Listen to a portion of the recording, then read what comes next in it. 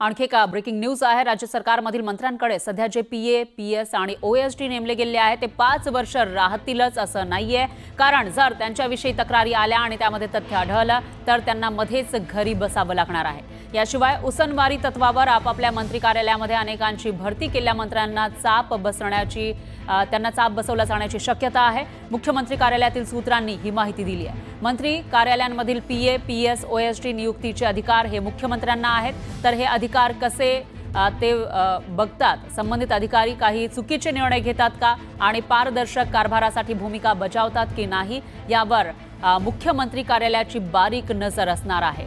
सातत्याने त्यांच्या कामगिरीचा आढावा सुद्धा घेतला जाणार आहे। जे गडबड करतील त्यांना काढलं जाईल। पारदर्शक कारभार ही सरकारची टॅगलाईन असेल असंही यावेळी स्पष्ट करण्यात आलंय।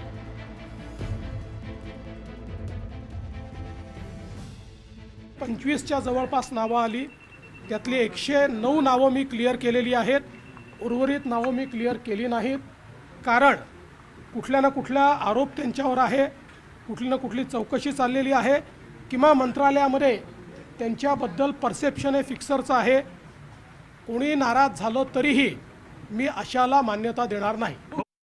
आणि याविषयी अधिक माहितीसाठी आपले प्रतिनिधी राहुल झोरी हे फोनवरून आपल्या सोबत आहेत। राहुल, काय सांगाल? मुख्यमंत्र्यांनी एकूणच ऑपरेशन क्लीनअप सुरू केलंय असं म्हणावं लागेल का? कारण ते शिस्त लावण्याचा प्रयत्न करतायत, मंत्री असेल किंवा अधिकारी त्यांना, आणि त्यानंतर आता ही महत्त्वाचा निर्णय सुद्धा घेतला जाणार आहे।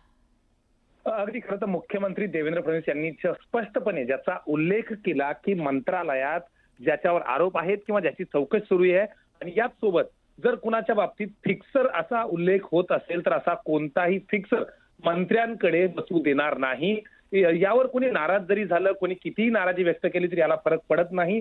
अशा पद्धतीनं स्पष्ट सूचना, स्पष्ट संकेत जे आहेत ते मुख्यमंत्री देवेंद्र फडणवीस यांनी दिले आहेत। एकंदरीत राष्ट्रवादीचे मंत्री माणिकराव कोकाटे यांनी ज्याबद्दल विधान केलं होतं याला उत्तर देताना जरी मुख्यमंत्र्यांनी सांगितलं असलं तरी 5 वर्ष ज्यांची नेमणूक झाली आहे ते देखील परमनंट नाहीत, असा देखील जी माहिती आहे ती आता समोर येते। त्यामुळं जर नेमणूक झालेल्यांपैकी जर कोणाबद्दल तक्रार येत असेल, कोणी काही गडबड करत असेल, यासोबत त्यांच्यावर देखील काही आरोप प्रत्यारोप होत असतील तर त्यांची देखील चौकशी करून तात्काळ त्यांना घरी बसण्याची व्यवस्था ही मुख्यमंत्री कार्यालयाने केल्याची माहिती जी आहे ते समोर करते। इतकंच नाही तर फक्त याच मंत्र्यांबाबतीत नाही तर काही उसनवारी खात्यांसंदर्भात जे अधिकारी नेमणूक झाली आहे त्याला देखील लवकरात लवकर चाप लावण्याचे आदेश मुख्यमंत्री कार्यालयाकडून देण्यात आलेले आहेत। निश्चितच राहुल, त्यामुळे एकूणच असं म्हणता येईल की हे जे पीए आहेत, ओएसडी आहेत, त्यांच्यावर सुद्धा एक वचक असेल आणि ते चुकीची कामं काही करणार नाही, त्यामुळे त्यांनी अशा पद्धतीने निर्णय घेतल्याचं दिसतंय। दरम्यान धन्यवाद तुम्ही दिलेल्या या सविस्तर माहितीसाठी।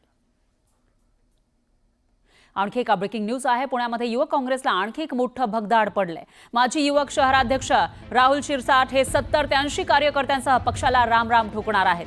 युवक प्रदेश काँग्रेसचे सरचिटणीस रोहन सुरवसे यांनीही पार्थ पवार यांची भेट घेतलेली आहे, तर शिरसाट आणि सुरवसे हे दोघेही युवक काँग्रेसच्या आंदोलनातील चेहरे होते, पण पार्टीनं उपेक्षा केल्यानं दोघेही राष्ट्रवादीच्या वाटेवर असल्याची माहिती समोर येते। त्यामुळे आता एक मोठा धक्का पुण्यामध्ये हा काँग्रेसला म्हणावा लागेल। एकीकडे धंगेकर हे काँग्रेसला रामराम ठोकणार असल्याची चर्चा रंगलेली असतानाच आता या दोन नेत्यांनी सुद्धा या ठिकाणी तयारी केल्याचं दिसतंय। त्यांनी पार्थ पवार यांची भेटही घेतली, तर काँग्रेसची पडझड सुरूच आहे। विधानसभा निवडणुकीनंतर राष्ट्रवादीचं आता बळ वाढणार असं दिसतंय, कारण हे मोठे नेते जे आहेत, जे मोठे चेहरे आहेत पुण्यातले काँग्रेसचे, ते आता राष्ट्रवादीच्या वाटेवर असल्याचं दिसतंय। तर दुसरीकडे धंगेकर सुद्धा पक्ष सोडण्याच्या तयारीत असल्याची माहिती समोर आलेली होती। त्या पार्श्वभूमीवर आता महायुतीमध्ये इनकमिंग वाढलेला आहे, तर महाविकास आघाडीमधील एक मोठा पक्ष असलेला काँग्रेस तिथे मात्र आउटगोईंग सुरू झाले असंच म्हणावं लागेल। काँग्रेसची ही पडझड आपल्याला पाहायला मिळते जेव्हापासून विधानसभेचा निवडणुकीचा निकाल लागलेला आहे, तेव्हापासून अशा पद्धतीने गळती लागल्याचं दिसतंय विरोधी पक्षातील पक्षांना, आणि त्यामध्येही आता काँग्रेसला पुण्यामध्ये मोठं भगदाड पडणार असं या ठिकाणी आपल्याला पाहायला मिळत आहे। तर जे युवक प्रदेश काँग्रेसचे सरचिटणीस होते रोहन सुरवसे यांनी पार्थ पवारांची भेट घेतलेली आहे। शिरसाट आणि सुरवसे हे दोघेही युवक काँग्रेसच्या आंदोलनातील चेहरे होते, पण पार्टीनं उपेक्षा केल्याची भावना त्यांच्या मनामध्ये आहे आणि त्यामुळेच कुठेतरी हे दोघेही राष्ट्रवादीच्या वाटेवर असल्याची माहिती समोर येते।